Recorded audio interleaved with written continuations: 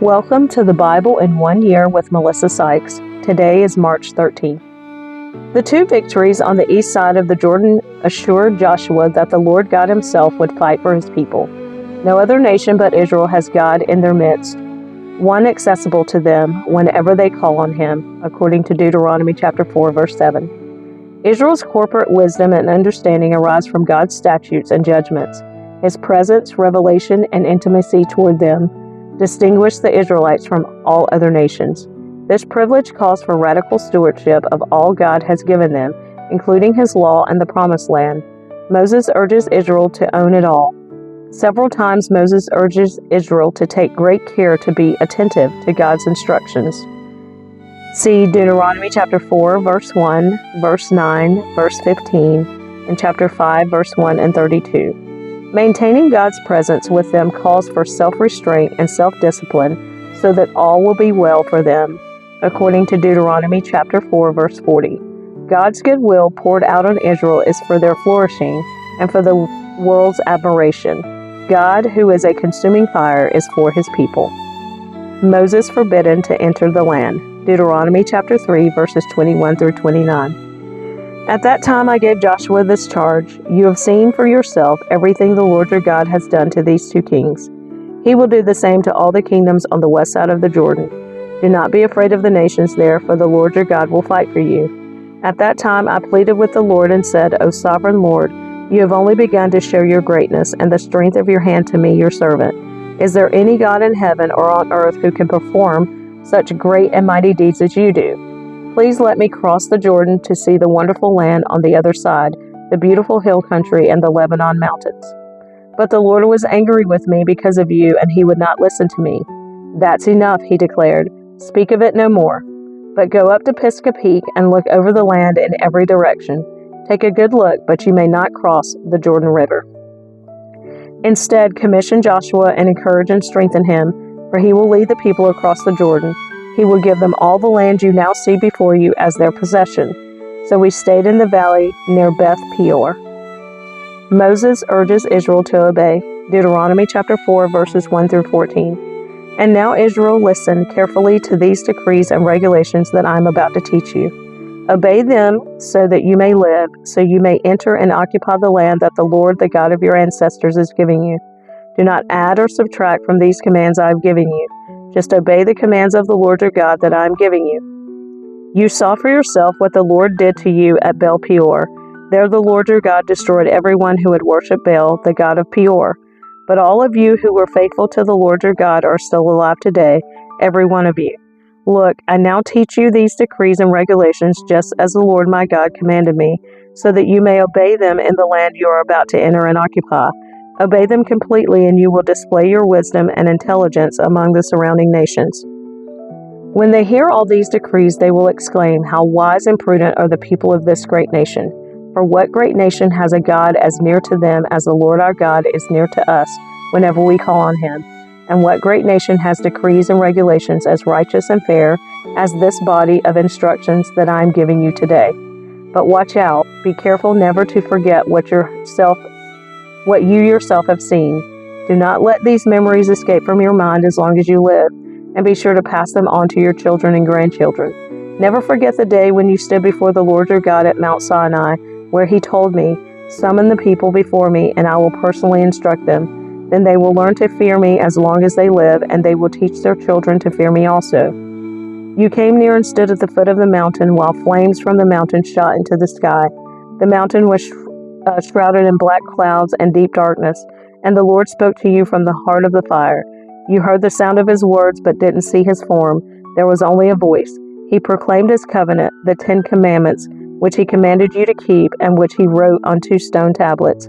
It was at that time that the Lord commanded me to teach you his decrees and regulations so you would obey them in the land you are about to enter and occupy.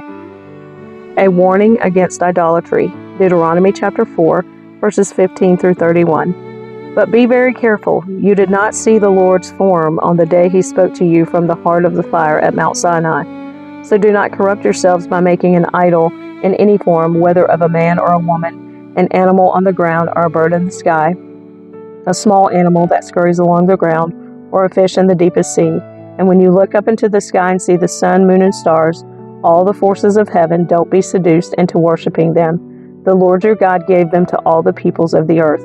Remember that the Lord rescued you from the iron smelting furnace of Egypt in order to make you his very own people and his special possession, which is what you are today. But the Lord was angry with me because of you. He vowed that I would not cross the Jordan River into the good land the Lord your God is giving you as your special possession. You will cross the Jordan to occupy the land, but I will not. Instead, I will die here on the east side of the river. So be careful not to break the covenant the Lord your God has made with you. Do not make idols of any shape or form, for the Lord your God has forbidden this. The Lord your God is a devouring fire. He is a jealous God. In the future, when you have children and grandchildren and have lived in the land a long time, do not corrupt yourselves by making idols of any kind. This is evil in the sight of the Lord your God and will arouse his anger. Today I call on heaven and earth as witnesses against you. If you break my covenant, you will quickly disappear from the land you are crossing the Jordan to occupy. You will live there only a short time, then you will be utterly destroyed. For the Lord will scatter you among the nations where only a few of you will survive. There, in a foreign land, you will worship idols made from wood and stone, gods that neither see nor hear nor eat nor smell. But from there you will search again for the Lord your God. And if you search for him with all of your heart and soul, you will find him. In the distant future, when you are suffering all these things, you will finally return to the Lord your God and listen to what he tells you. For the Lord your God is a merciful God. He will not abandon you or destroy you or forget the solemn covenant he made with your ancestors. There is only one God. Deuteronomy chapter 4, verses 32 through 40.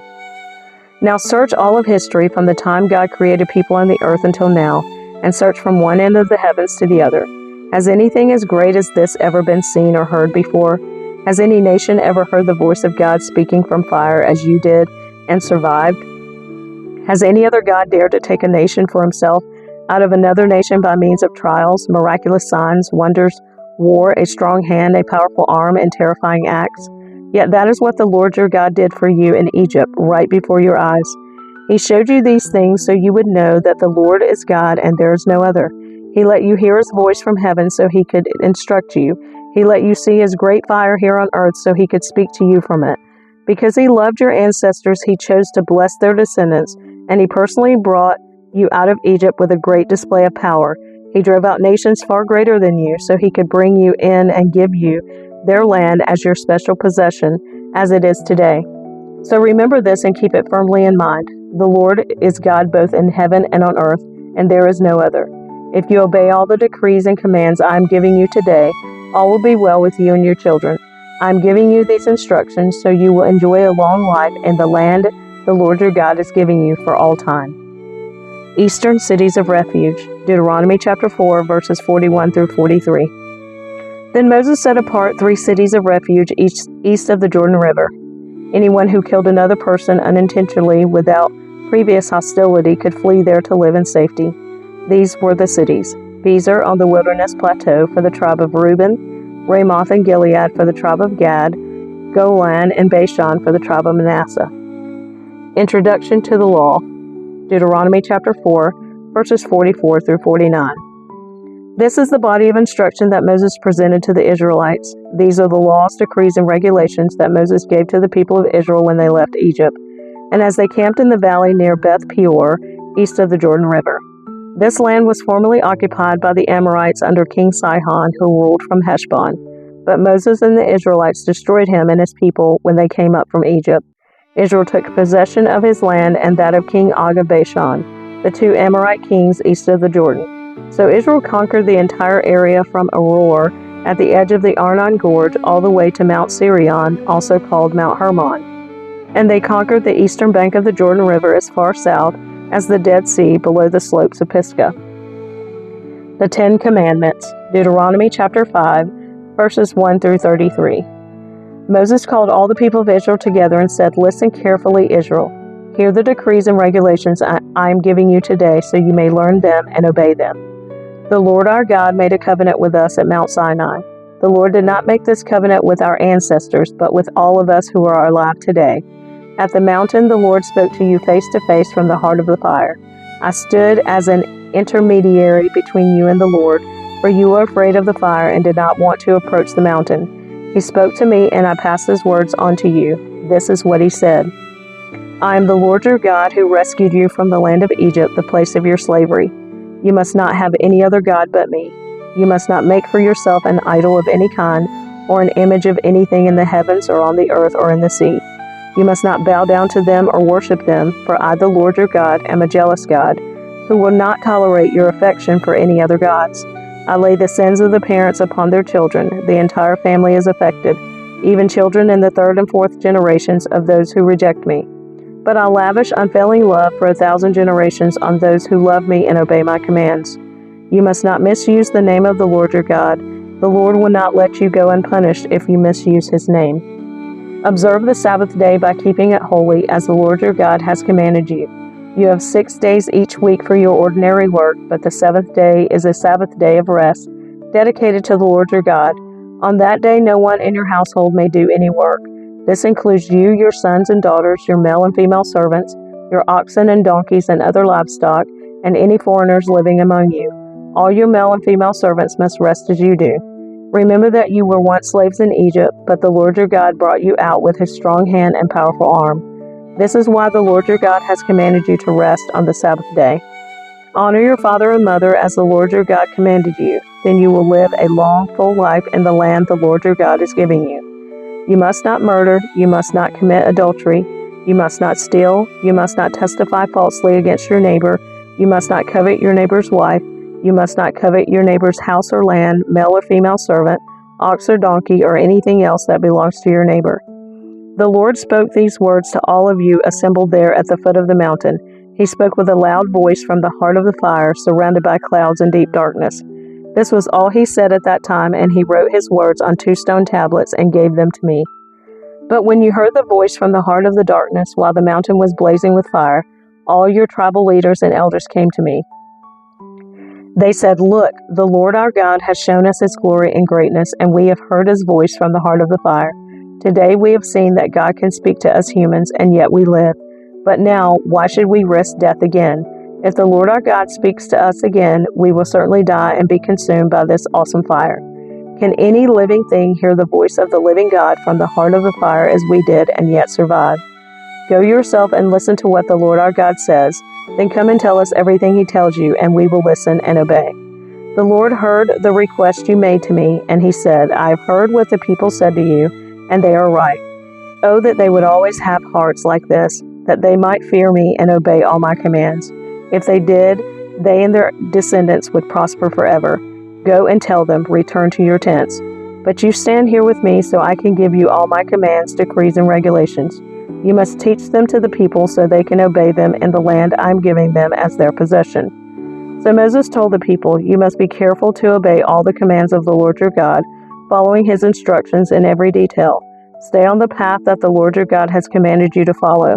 Then you will live long and prosperous lives in the land you are about to enter and occupy.